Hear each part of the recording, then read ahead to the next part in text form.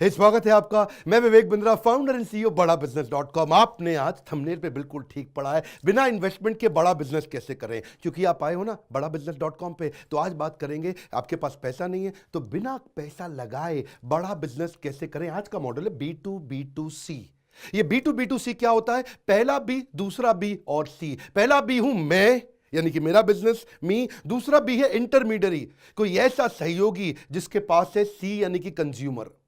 तो मैं दूसरे बी के साथ मिलके, जिसके पास उसका कस्टमर है, उसका एक्सेस ले लूं। ये एक म्यूचुअल बेनिफिशियल सर्विस का, प्रोडक्ट को डिलीवर करने का एक चैनल है, जिससे मेरी कॉस्ट कम हो जाएगी, क्योंकि मुझे कस्टमर ढूंढने के लिए पैसा नहीं खर्च करना पड़ेगा, और मेरी एक प्रिडिक्टेबल ग्रोथ हो जाएगी। और ये कोलैबोरेशन के प्रोसेस में, इसको देखो व्हाइट लेबलिंग नहीं कहते। आपने मेरा व्हाइट लेबलिंग पे वीडियो देखा हुआ है।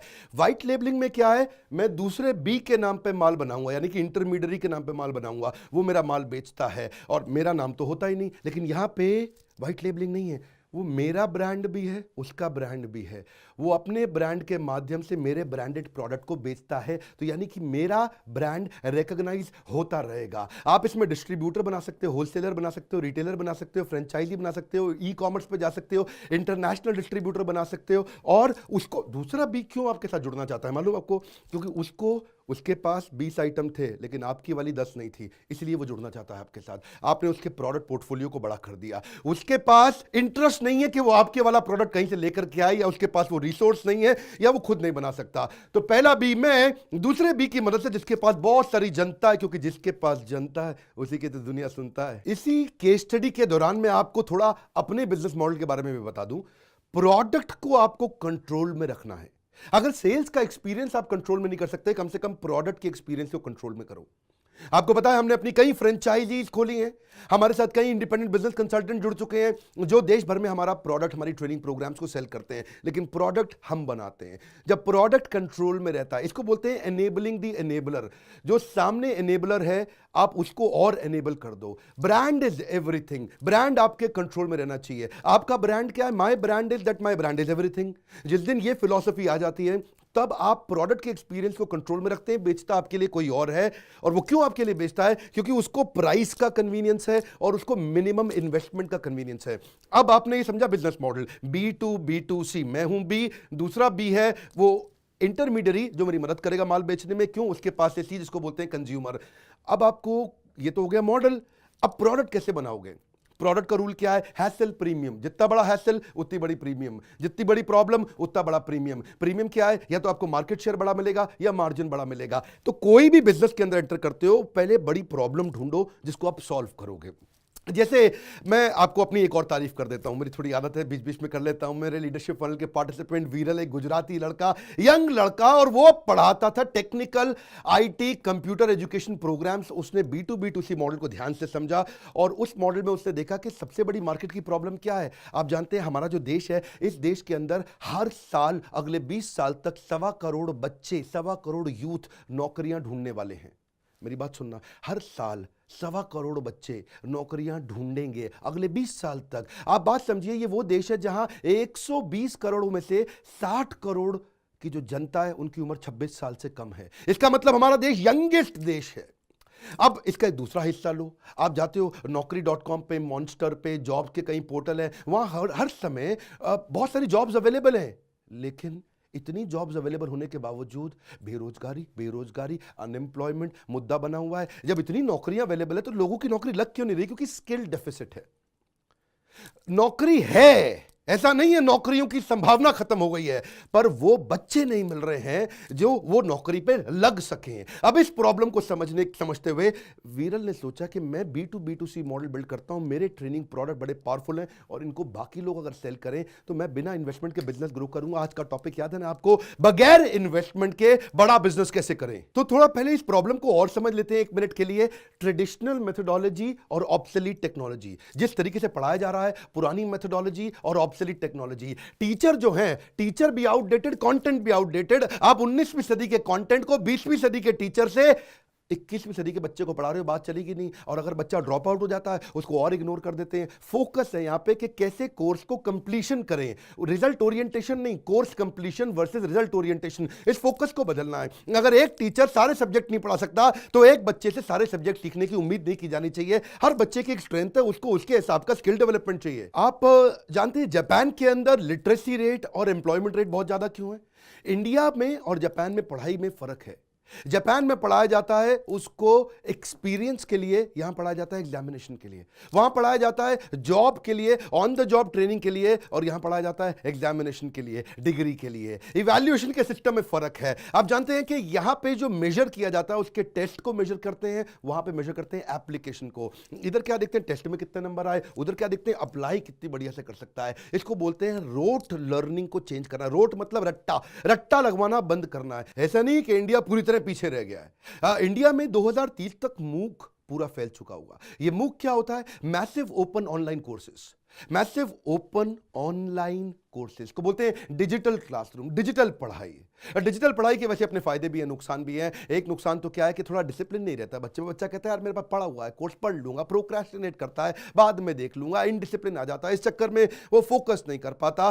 तो क्या कुछ ऐसा कर सकते हैं कि डिजिटल के साथ फिजिकल भी ले आए? और डिजिटल और फिजिकल का कॉम्बो आजकल सारे इन्वेस्टर देख रहे हैं एडटेक इंडस्ट्री में। एडटेक मतलब एजुकेशन को टेक्नोलॉजी को साथ में जोड़ते हैं, बोलते हैं एडटेक।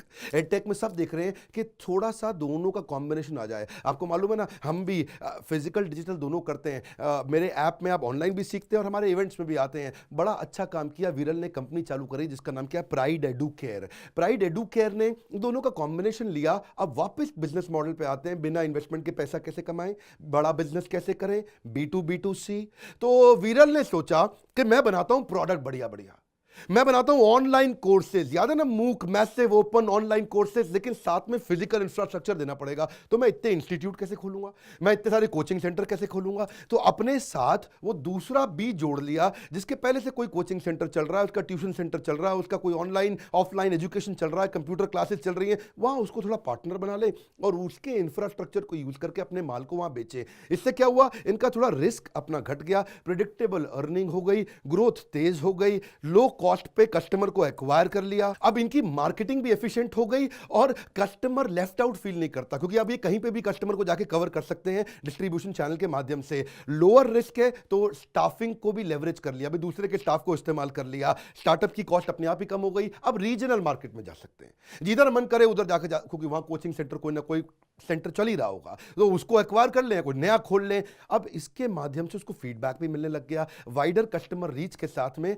अब विरल ने सोचा मैं अपनी कोर कॉम्पिटेंसी पे फोकस करता हूं, मैं प्रोडक्ट कंट्रोल करूंगा, बढ़िया ट्रेनिंग प्रोग्राम बनाऊंगा, बेचेगा मेरे बिहाफ पे कोई और, मैं खाली प्रोडक्ट कंट्रोल करता हूं, अगर प्रोडक्ट अच्छा होगा तो कस्टमर वापस आएगा। अब क्या था, अब इस मॉडल को थोड़ा और इवॉल्व करते हैं, इस मॉडल को समझते हैं कि कैसे किया। अब प्रोडक्ट बना लिया, प्रोडक्ट बना करके बढ़िया अच्छा क्वालिटी का प्रोडक्ट बनाओ, उसमें एनिमेशन डालो, उसको सॉलिड वीडियोस बनाओ, छोटे छोटे कोर्सेज तैयार करो, फिर जिसका सेंटर चल रहा है उसको बोलो कि आप एडमिशन और रजिस्ट्रेशन कर लो, और उसके क्लासरूम में ऑनलाइन पढ़ाई फिजिकल इंफ्रास्ट्रक्चर के साथ में करेंगे, फिजिकल प्लस डिजिटल।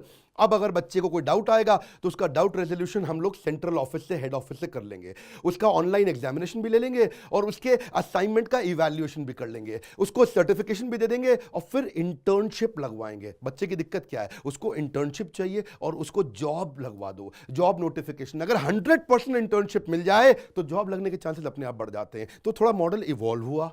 अब देखते ही देखते 1 लाख बच्चों को पढ़ा दिया, 35 सेंटर फटाफट से खोल दिए, और क्योंकि अब साथ में इंटर्नशिप लगा देते हैं तो बच्चा जो पैसा खर्च करता है वो 100% पैसा वापस ले लेता है, क्योंकि उसको इंटर्नशिप के दौरान उसकी फीस पूरी रिकवर हो जाती है। 100 से ज़्यादा टेक्निकल कोर्सेज बना दिए और देखते ही देखते हिंदी इंग्लिश के अलावा 14 भाषाओं में लेके जा रहे हैं। माइक्रोसॉफ्ट का, NSDC का, स्किल इंडिया का ले लिया सर्टिफिकेशन साथ में, और लाइफ टाइम असिस्टेंस दे दिया कि बच्चे को प्लेसमेंट मिल जाए, उसका असिस्टेंस मिल जाए तो बच्चा खुश रहता है। हो गया मॉडल और इवॉल्व। तो देखा कि प्रोडक्ट वो बनाओ जो जल्दी बिकता हो, ताकि जो मेरा फ्रेंचाइजी है, जो मेरा दूसरा वाला बी था ना, B1 में, B2 वो इंटरमीडियरी जो मेरे प्रोडक्ट को बेचेगा, उसको अगर ऐसा प्रोडक्ट दे दो जैसे कि मशीन लर्निंग, आर्टिफिशियल इंटेलिजेंस बहुत चल रहा है, पाइथन के कोर्सेज, GST करा दो, डिजिटल मार्केटिंग सबको सीखना है, एडवांस एक्सेल सीखना है, जावा, .NET, एथिकल हैकिंग, कुछ कोरल ड्रॉ, फोटोशॉप वगैरह भी सिखा सकते हैं, इलस्ट्रेटर, कुछ उसको वीडियो एडिटिंग सिखा दे, एंड्रॉइड ऐप बनाना सिखा दे, web designing, share market, tally, taxation. अगर ये सारे फास्ट मूविंग प्रोडक्ट हैं। अगर इनको जल्दी जल्दी सिखा दें एनिमेशन, प्रोग्रामिंग, कंप्यूटर बेसिक्स,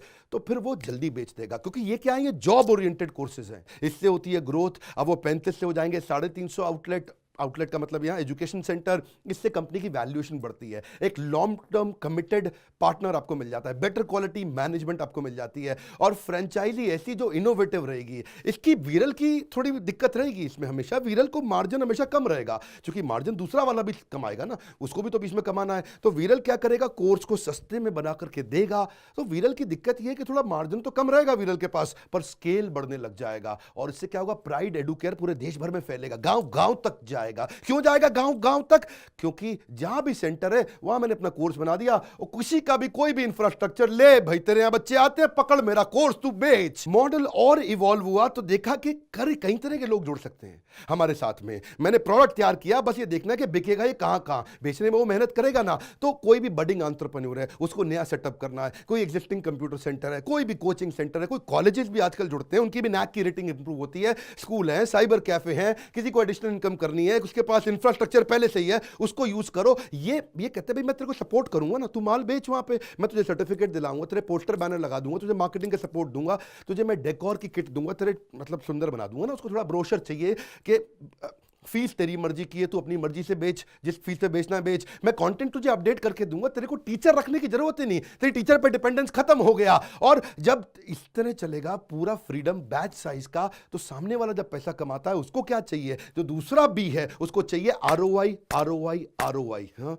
बस उसको आरओआई मिल जाए तो वो तो उसके साथ में कहेगा भाई मैं तुझे वीरल जिंदगी भर प्राइड एडुकेयर छोड़ूंगा नहीं। ऐसे बिजनेस मॉडल इवॉल्व होते हैं। आपको बता दूं, वीरल हमारे पहले लीडरशिप फनल में आए, वहां से बाउंस बैक में आए, एवरीथिंग अबाउट एंटरप्रेन्योरशिप में आए। मैं जो कोर्स लॉन्च किया वीरल ने उसको ज्वाइन किया। ऐसा गुजराती यंग लड़का छा गया। मैं ऐसे लड़के की तारीफ करने में रुकूंगा नहीं कभी। आप बोलो क्यों करते हो, करूंगा। ऐसे ही लड़के हैं जो अब पूरे देश में बिना पैसा लगाए फट फट फट फट फट बिजनेस बिल्ड कर देते हैं। लोग सोचते हैं पैसा चाहिए धंधा बड़ा करने के लिए, इसीलिए आइए आप मेरे यूट्यूब चैनल पे हमेशा आइए, ऐसी केस स्टडी दूंगा। वीरल की केस स्टडी पूरे देश को फेमस करके देनी है। आपके पास अगर पैसा नहीं है, आप भी जुड़ सकते हो वीरल के साथ। 4-5 कंप्यूटर लगाए, फटफट फट चालू किया, आपका फायदा, वीरल की ऑर्गेनाइजेशन का फायदा, स्टूडेंट का फायदा। इसको बोलते हैं इकोसिस्टम को बिल्ड करना। क्यों नहीं ऐसी स्टोरी को शेयर करते हैं, सारे स्कूल कॉलेज इंस्टीट्यूशन सबको पता चलना चाहिए, बच्चों को पता चलना चाहिए। ऐसे प्रोग्राम का होता है फायदा, जिससे आपका भी दिमाग खुलता है। जितना ढक्कन मोटा उतना धंधा छोटा। आज जानते हैं वर्ल्ड का नंबर 1 एंटरप्रेन्योरशिप यूट्यूब चैनल बनाए। क्यों बनाए?